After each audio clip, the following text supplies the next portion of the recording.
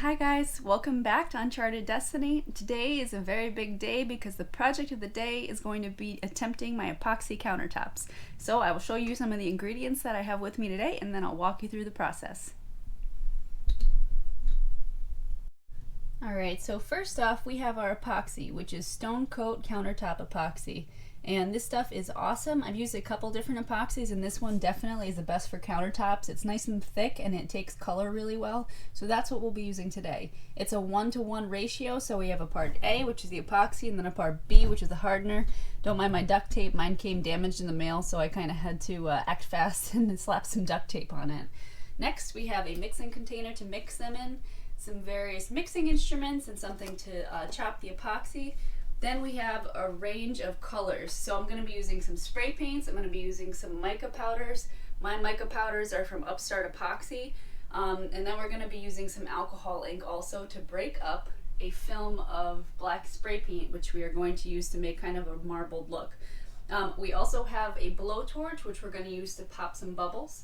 And then we have some rubber gloves, which are very important, as well as a little trowel to spread out the epoxy. The other things you'll see here are some tuck tape, which is like a plastic sheeting tape that I use to kind of cordon off my working area here, as well as some little camper levels, which I have used to try to make my camper as level as possible. We will see how that works because I don't think I'm perfectly level, but it's about as good as I'm going to get because I don't really want to lift my camper up too much on the jacks and be in it at the same time. So we're going to be using this stuff and let's see how it goes.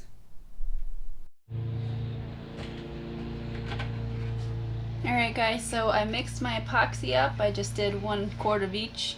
And I also have all of these colors that I'm going to be pouring this epoxy into so that I have stuff to work with. I have some acrylic antique copper, some acrylic black, then I have some mica powders. One is a black, one is like a copper and a brown, and then one is a brown.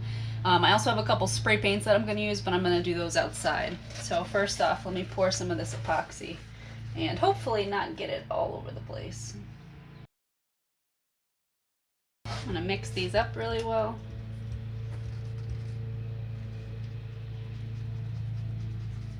And you can see how well this epoxy takes the color.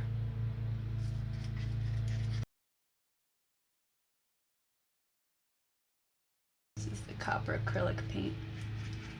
And by using the mica powders and the paints and the alcohol inks, we're going to kind of create a varied effect that's a little bit closer to some sort of natural stone. Because all these different chemicals react together and make cool effects.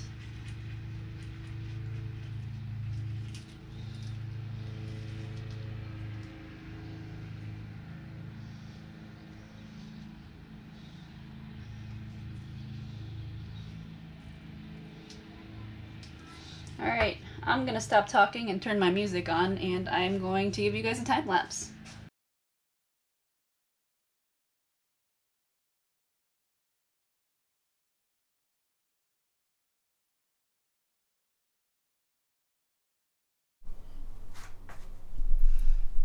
Hey guys, sorry my video cut out. I guess my camera battery couldn't handle it. I have finished my countertop for the most part and it did not come out exactly the way that I wanted because I guess the camper wasn't perfectly level.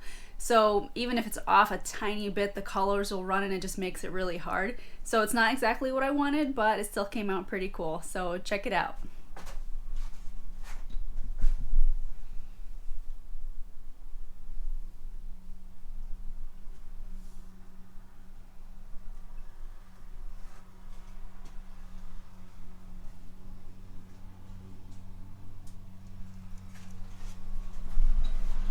Hopefully this will match my like bronze backsplash tiles a little bit better than the original design, and thank you for joining me. I hope you will join me for the dinette table so you can actually see the whole process, and hopefully it'll actually work this time.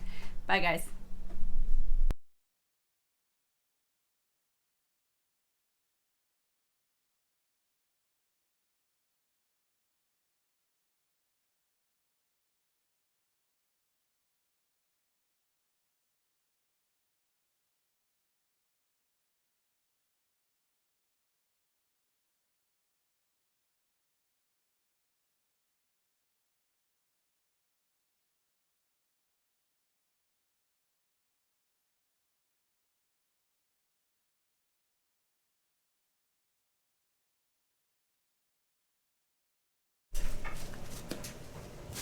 Hey guys, I'm still working on my dinette table, and I've already primed it with the UMA bonding primer on both sides, and I already painted one coat of the paint and primer in one on one side, and now I'm doing the other side of that. So typically you should do 2 coats of the paint and primer in one if you're doing countertops or like a table like this, but since I'm going to do a layer of spray paint on top of the black stuff, I'm not going to worry about doing 2 coats. I think it should be fine. So I'm going to get started on that.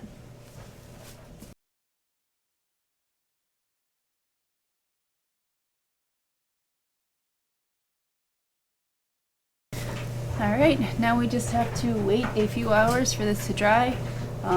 It needs 3 hours to top coat, so we'll wait until that period elapses, and then I can start with my spray paint effect on the other side and get ready for the epoxy.